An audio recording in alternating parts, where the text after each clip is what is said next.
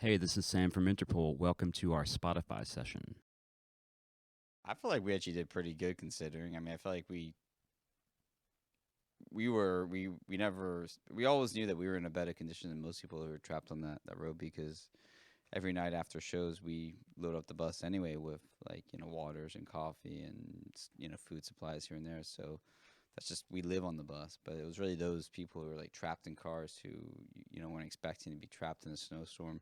Certainly not one of this magnitude for days upon end. It's like I feel like I mean I certainly kept that very much in mind that this and we had it pretty good all things considered, and I think there was always everyone's pretty sort of we spent so much time like around each other. There's a lot of waiting like in general in the rock and roll game, and what they say is very true. So it's I felt like we just kind of kept doing what we could do, and we were fortunate we had like Wi-Fi and stuff like that. So we just sort of no one like really panicked, and I think we all we just never knew we were gonna get to move.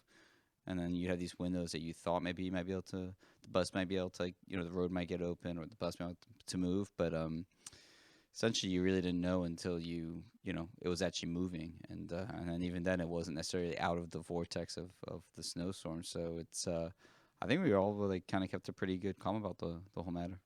We got super lucky because the first time we were stranded outside of a gas station that was open, and all the people in the gas station stayed working, and so there was like a whole like hurricane party basically of people inside that gas station. Yeah, I mean people come to. I saw it like in the blackout. I saw it sort of. There's a few instances in New York City history where I've seen kind of people really come together, and it's like people do that. So the spirits were actually kind of high, all things considered, even in that gas station. I think it's just sort of a human thing.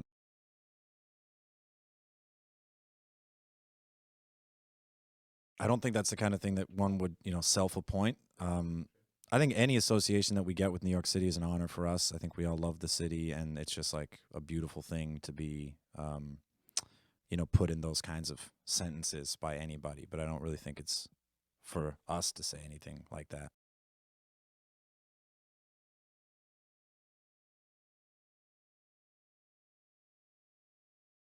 I think it's just it's. I mean we've recorded the better half of the last three records, and so it's a great studio for one. The room that we're in right now is actually the room we recorded most of the material of the last three. When we've been at Electric Lady, it's run. The staff is awesome. They've always have like great engineers. The manager's like a friend of ours, and always kind of tries to get us in here and makes things easy for us. And so I feel like New York City, it's very easy to want to go work, to go in the studio, but then there can always be so many distractions about you. It's truly a treasure when you can go to a place and leave the city at the door and just get down to it and have the comfort just to kind of just acclimate very quickly and fall into the music. And this room in particular is a great sounding room. And I feel like actually on the fourth record when we came here to record that, we were talking about having like a really nice sizable room for drum purposes, and then also we had like 8 different amps that we had just sectioned off, so we'd kind of bleed all those amps together, or blend I should say all those amps together to kind of make a unique sound for each song, whatever was needed per song. On this record, we actually only really recorded all of the drums and I think like 95% of the bass, right, Paul? Like pretty much all the bass. Everything else was recorded at another studio in Red Hook, Brooklyn. But Atomic Sound yeah, Studios. Sam, you really enjoyed obviously laying it down here. Oh, yeah.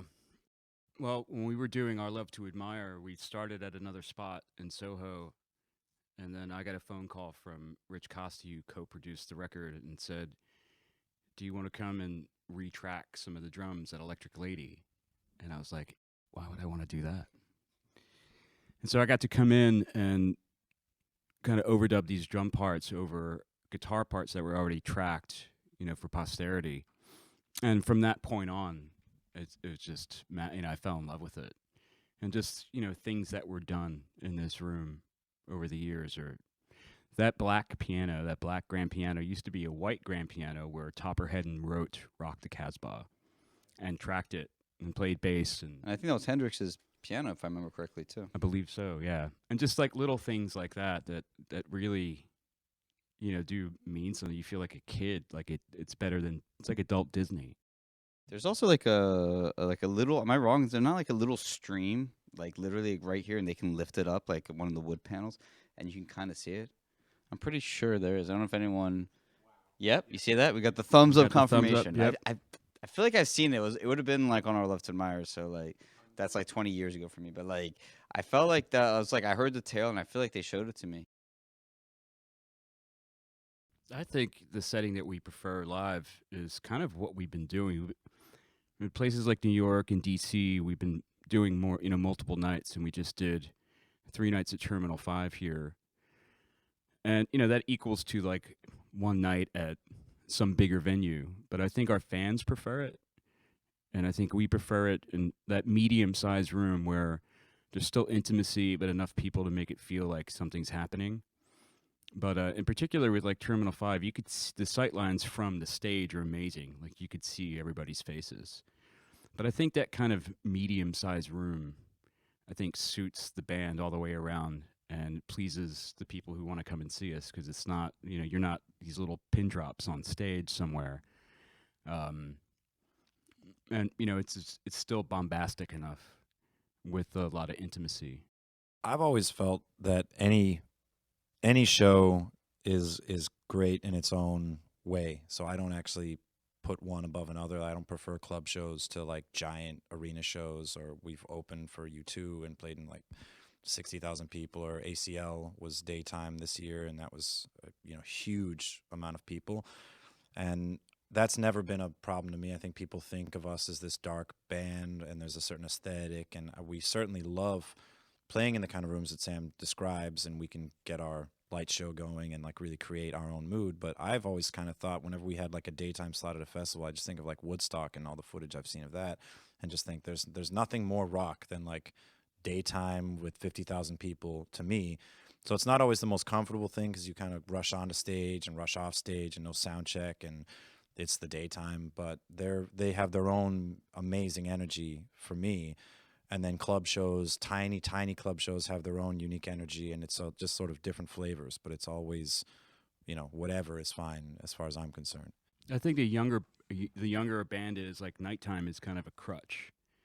It's a bit of security, and then the more comfortable you are with just playing your music, like it doesn't matter. Like you should just be ready to go. And there is, I agree with Paul, that whole like aspect of like daytime and high energy. And, the band does apply to that. Like we have music that can be, played in the daytime without losing anything. You know what I mean? Without losing the veil of nighttime or that that security blanket that it provides. I think it's kind of hard to ignore at this point. Personally, it's not like as a human being, like on a daily basis, I'm not thinking like social media, terms. I wouldn't have like my own, I wouldn't tweet my own stuff. I wouldn't, it's just not the way I think about things. And but it's kind of like hard to ignore that this is like definitely a big part of. There's like, great ways to connect with your fan base and to just people in general, and having them, and just having feeling like a direct correlation like between a band and whoever, fans and whoever. But it's so there's like it's great to have that power and not have to rely on all these middle people in between. But it's interesting for us because when we Turn on the Bright Lights, it felt like that was actually sort of the way that people discovered that record was kind of more the old guard. It was a bit more like word of mouth, like record stores, like college radio, and slowly but surely, every time we went on a U.S. tour, like maybe the venue get a little bigger, and it felt like really truly like word of mouth in that sense. By the time we put our our second record, Antics, it was already like like very much a different age. I mean, even as far as like records leaking and so forth. I mean, it was like, whoa, welcome to the new, to the new wave of things. And so, so I feel like we incorporated, we try to incorporate in a way that makes sense for us. But I think for me personally, there's some, I like doing it. I like trying to, when I can think of things, but it'd be a bit more difficult. It feels more difficult when it feels like kind of like forced or something like that. Like it's just it doesn't come quite as naturally,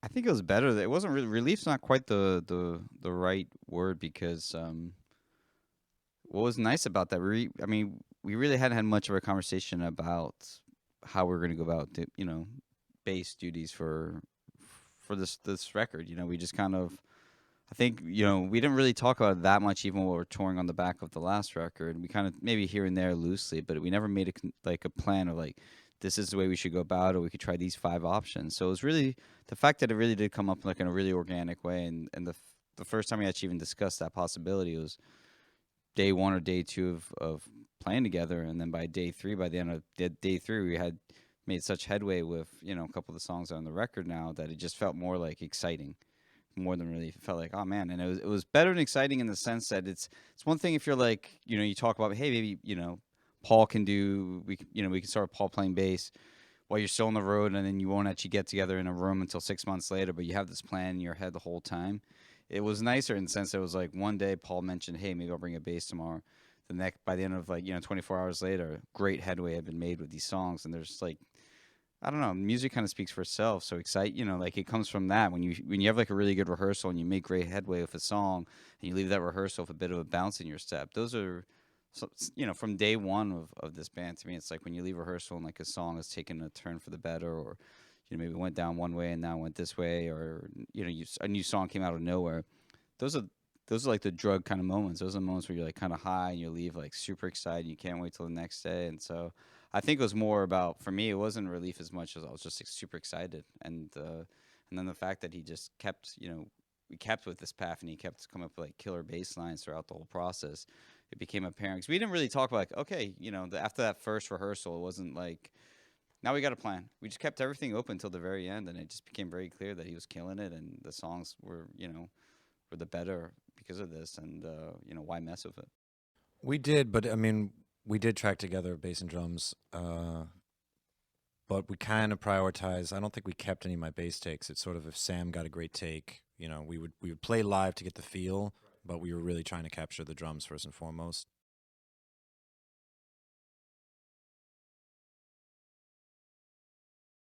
I think the significance of Open Tour, aside from being an anagram, is really tied in with the artwork that we settled on. I think we had a couple of titles floating around for the record, and we were exploring different ideas for what the cover art would be. And then our designer, David Calderly, sent me an image, just sort of a, hey, check out this cool photo. And I don't think, you know, he wasn't saying I see it as a cover. He was just really as like, you know, a designer to, you know, us check out this cool image. I mean, he was already on board to work with us for the album, but that wasn't what this image was about.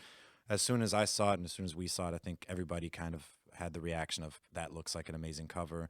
And then once we decided on the image, the title became the most appropriate title relative to that image.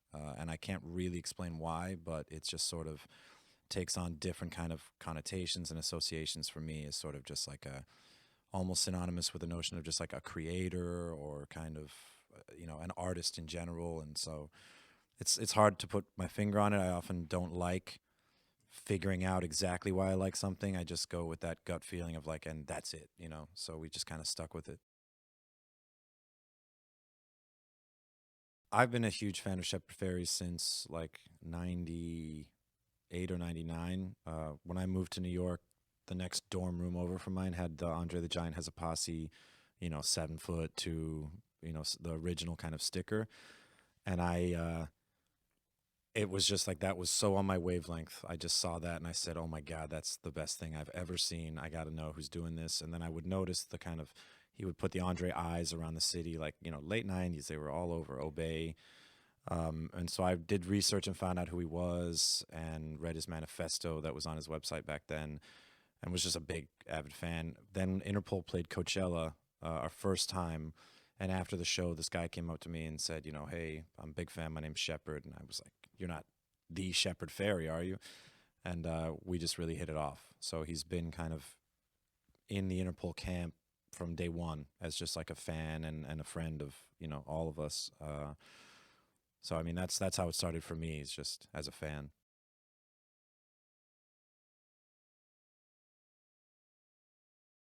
Yeah, I think it does. And, you know, stepping outside of your norm, always for me, no matter what I've done outside the band, always, it's always nice to get back to what I do, you know, in this camp here.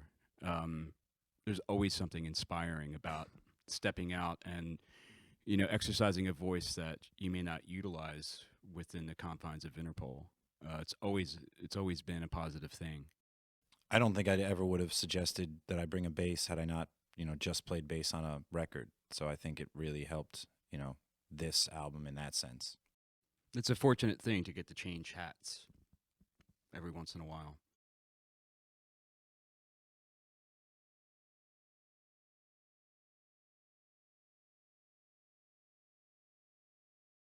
Well, anywhere comes to mind immediately because Daniel was talking about Paul playing bass originally when these two fellows got together to work on some new material, and that came up from Athens, Georgia, where I live most of the time.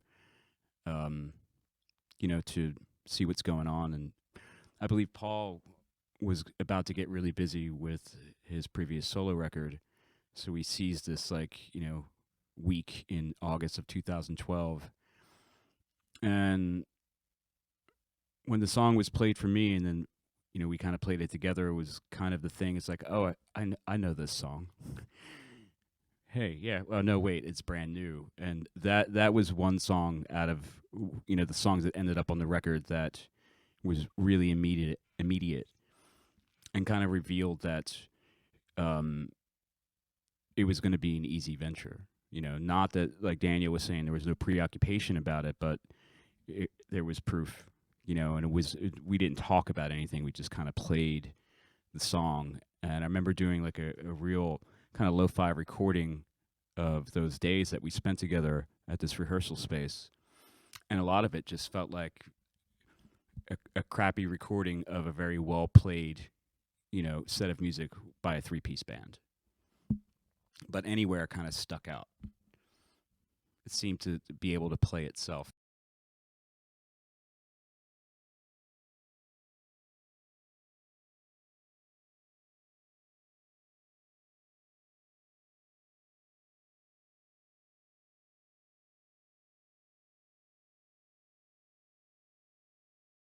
Another song that we wrote that we played today that came about pretty quickly was My Desire. Was one of the early songs that we got a bass line going really quickly for that song, and that got a good easy start.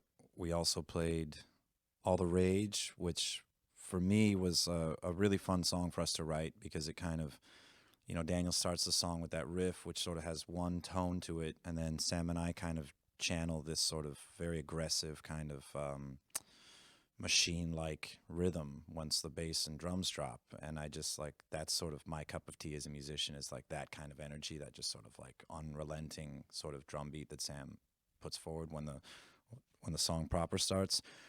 And vocally, that was a lot of fun to work on because the chorus to me was it's a very exotic piece of music that Daniel wrote. When what he changes to in the chorus is this just very, very meandering guitar line that doesn't really loop back on itself in any discernible way. And so kind of imposing a more fixed geometry on when it will loop and repeat became something for the bass to do. And then that kind of informed what I did vocally. And I was just in the sun surfing, and the melody just came in my head, and I just couldn't get that, that lyric out of my head.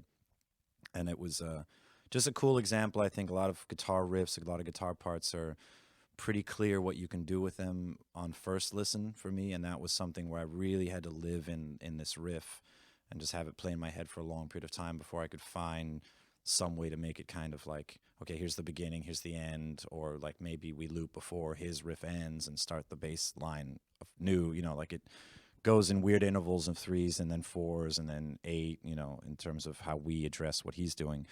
And that was just cool because it was not something that came like that. It was really more about okay, I'm just study this and wait. And then it kind of arrived, and it was a good creative experience.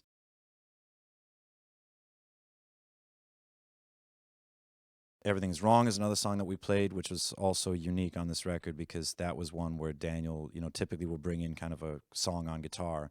And that was a song that he sort of brought in that was ready-made with a bass line as well. So that one I, can't take credit for on the bass, and he played that for me, and it was just sort of hey, that's all we have to do now is not fuck that up, because it was just a very, very strong combination of guitar and bass, and I think we did a pretty good job.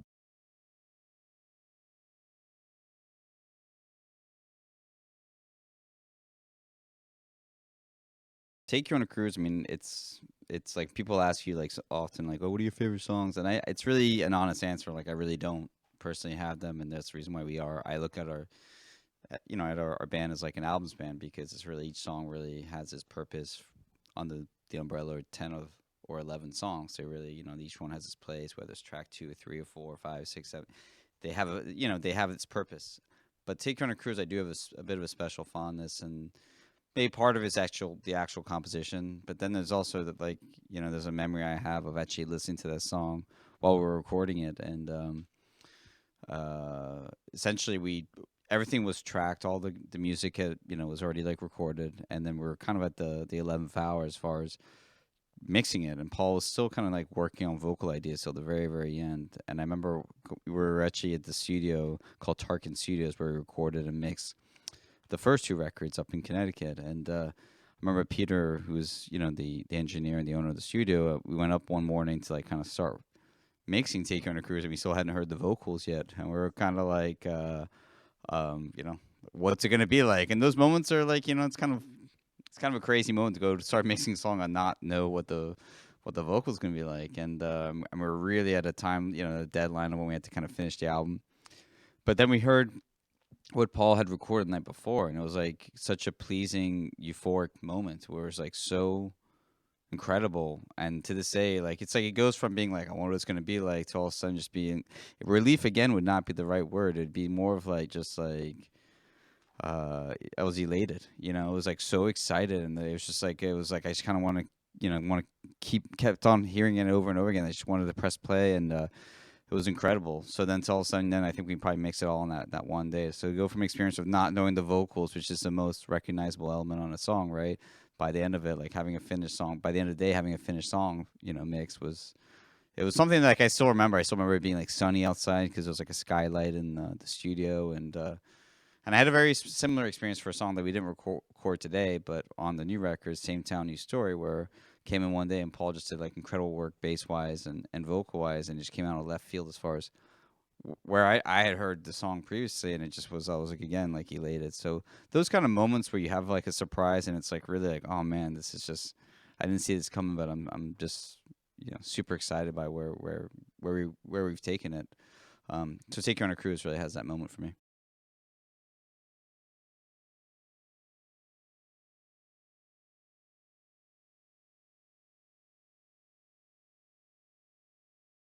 Untitled too. I mean, that was like the song that like back in the day we wanted to have a song that would open all of our shows in New York. So like something kind of like set the tone for the rest of the set. And so Untitled was that song. And then I think when we finally had the opportunity to make our first record, it just felt like sort of like a no-brainer that should be the first song on this album, and it would have felt weird to actually give it a proper title. So Untitled is kind of like why we decided to keep it as such. But yeah, I mean, it's like that kind of feeling. It's nice when we get to throw it out there live, and it's a nice thing to do today, like because it's not something that we get to record very often. I mean, we probably haven't recorded all that much since probably the original recording, I would imagine. Yeah. When we wrote, that was a cool song just in the early days of our band, because it was one of those times that kind of, Daniel had a riff, and then I think what Carlos did with that riff on the bass was sort of one of those moments where I was like, see, like that's why this guy is great, because it just is so I've just felt like it changed a corner. It's like not an obvious approach to how you address that song as a musician. And I think, Sam and Carlos together kind of just gave that, that song is what it is because of what the rhythm section does. Once it drops, it just like, oh, wow, that's so different. That was I enjoyed when we wrote that song.